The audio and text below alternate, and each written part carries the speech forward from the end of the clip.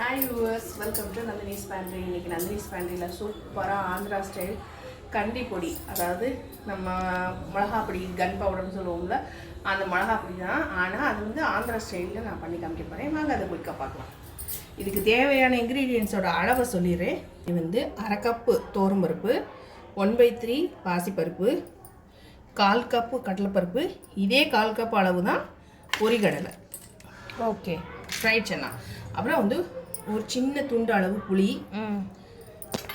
நான் இந்த கருவேப்பிலை வந்து வாசனைக்கு கொஞ்சம் கருவேப்பிலை, காஷ்மீரி சில்லி வந்து வாசனைக்குன்னு ஒன்று பெருங்காயம் டக்குன்னு வாங்கி வந்துருச்சு. காஷ்மீரி சில்லி எடுத்துட்டுருக்கேன். இதில் நான் வந்து இதை வந்து டெஸ்ட் பண்ணி பார்த்தேன். இதில் உரப்பு இருக்குது, அதனால் இது ஒரு 10-15 மிளகா எடுத்து வச்சுட்டுருக்கேன். உங்களுக்கு உரப்பு எவ்வளோ கூட குறைச்சி நீங்கள் அளவை சேர்த்துக்கோங்க. நல்லா காரம் பிடிக்கும்னா நீங்கள் சாதாரணமாக சம்பா வத்தலோ இல்லை குண்டு வத்தல் யூஸ் பண்ணிங்கன்னா குண்டு வத்தல் ஒரு 10 வத்தல் எடுத்து வச்சுக்கோங்க, மிளகா வத்தல். இது வெல்லம், இது வந்து டேஸ்ட்டுக்கு தான்.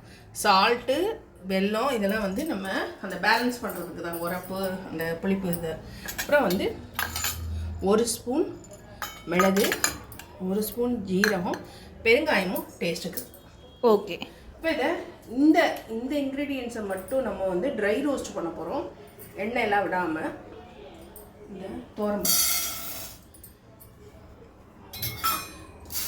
பாசிப்பருப்பு, 1/4 கப்பு வந்து கடலைப்பருப்பு. இந்த பாருங்க, நான் 1/4 கப்புன்னு சொன்னேன்னா அதே 1/4 கப்பு அளவு தான் பொரிகடலை. இது எல்லாத்தையுமே நம்ம ட்ரையாக ரோஸ்ட் பண்ணிடுவோம். இதில் வந்து நம்ம இட்லி பொடினா உளுந்து பருப்பு போடுவோம். இதை வந்து ஆந்திரா ஸ்டைல் கண்டி பொடின்றதுனால இதில் வந்து உளுந்து பருப்பு வேணால் பாசிப்பருப்பு போட்டுருக்காங்க, பருப்பு சேர்த்துட்டுருக்காங்க. நல்லா வாசனை வர்ற அளவுக்கு மீடியமுக்கு கொஞ்சம் கூட வச்சு அந்த ஃப்ளேம் ஒரே மாதிரி ஃப்ளேம் வச்சு நல்லா ட்ரை ரோஸ்ட் பண்ணிடலாம்.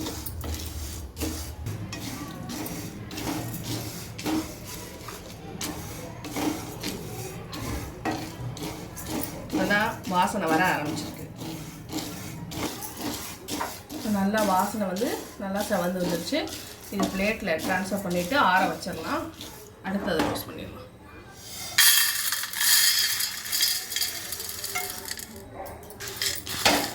நல்லா ஆறட்டும்.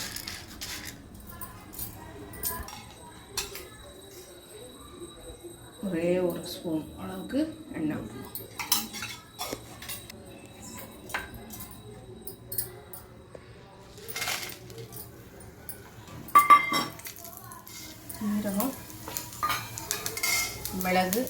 ஜீரகம் மிளகு போட்டேன். ஒரு ஸ்பூன் உள்ளது மிளகா வத்தல் போட்டாச்சு. கருவேப்பிலை,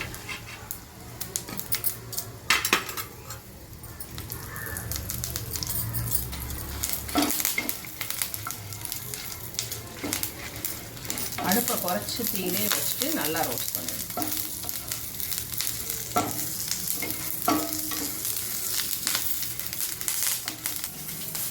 மிளகு வந்து எப்போவுமே லேசாக தட்டிட்டு நம்ம வந்து எண்ணெயிலையோ இல்லை அந்த இதுக்கெல்லாம் போடுறால நல்லா கவனிச்சு பாருங்கள். நெய்யை விட்டு மிளகு பொரிச்சோம்னா மிளகு டம்முன்னு பிடிக்கும், அது கண் ரெண்டாக பட்டுரும். அதனால் லேசாக இந்த மாதிரி ஒரு உரலில் தட்டிட்டு ஒன்றும் பாதியமாக இது பண்ணிட்டு இது பண்ணோம்னா வெடிக்காது. பச்சை மிளகா அப்படி தானே கீறிட்டு ஆமாம் போடணும், இல்லை டப்புன்னு அந்த மாதிரி ஃபுல்லாக அப்படியே ஏர் டைட்டாக இதாக இருக்கும்ல, டங்குன்னு வெடிச்சிடும், அண்ணில் எல்லாம் பட்டுருங்களா. இது நல்லா வறுபட்டுருச்சு. ஸ்டவ் ஆஃப் பண்ணிடலாம். ஆறினதுக்கப்புறம் அரைக்கும்போது ஃபஸ்ட்டு நம்ம இந்த மிளகாவத்தை இதை அரைச்சிட்டு இதோட புளி, வெல்லம், பெருங்காயம், உப்பு எல்லாம் போட்டு அரைச்சிட்டு அதுக்கப்புறம் இதை சேர்த்து அரைக்கணும். ஏன் அப்படி? மிளகா அரைப்படாமல் போயிடும். அதிகமாக கருவேப்பிலை மிளகா அரைப்படாமல் போயிடும். அதனால் இது கொஞ்சம் நல்லா ஆறட்டும். நல்லா ட்ரையான மிக்சியில் அரைக்கணும். ஓகே, ஆறிடுச்சு. நம்ம இதை மிக்சி ஜாருக்கு ட்ரான்ஸ்ஃபர் பண்ணிடலாம்.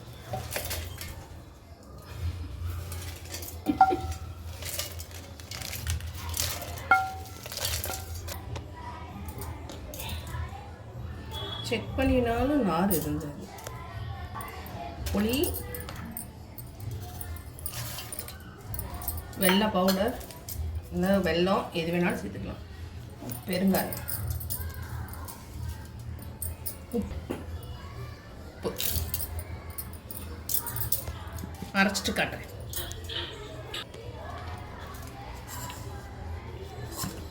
இப்போ இதை சேர்த்துக்கலாம்.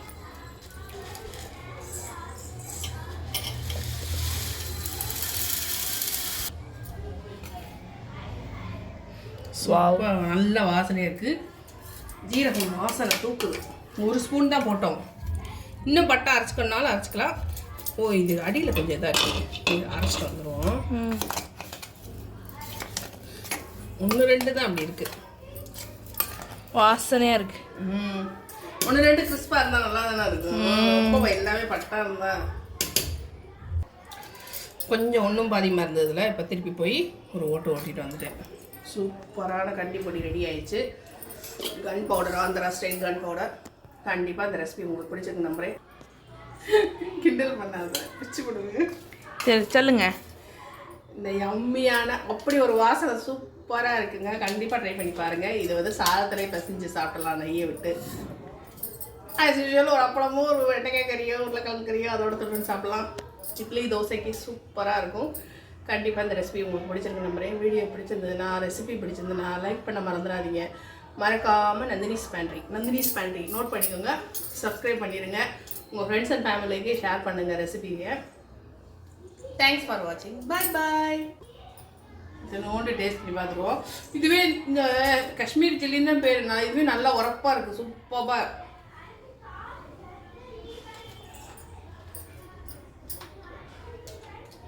லைட் இனிப்பு, லைட் புளிப்பு, கிளாஸாக இருக்குது. கண்டிப்பாக ட்ரை பண்ணி பாருங்கள். பாய். இன்க்ரீடியன்ஸும் அதாவது அது எவ்வளோ அளவோ அதோட அளவுகளையும் நான் வந்து வியூவர்ஸோடைய ரெக்வஸ்ட்டுக்கு இணங்க நான் இனிமேல் வந்து டிஸ்கிரிப்ஷன் பாக்ஸில் கொடுக்குறேன். தேவைப்படுறவங்க செக் பண்ணி பார்த்துக்கோங்க. எல்லா வீடியோஸ்லையும் கொடுப்பீங்களா? எல்லா வீடியோஸ்லையும் ஹியர் ஆஃப்டர் எல்லா வீடியோஸ்லையும் வந்து நான் என்ன இன்க்ரீடியன்ஸ் எடுத்துக்கிறேனோ அந்த இன்க்ரீடியன்ஸோட பேரும் அதோட அளவையும் நான் டிஸ்கிரிப்ஷனில் கொடுத்துறேன். செக் பண்ணி பாருங்கள். அது எத்தனை பேருக்கு சர்விங்கே நம்ம கொடுத்துருவோம்.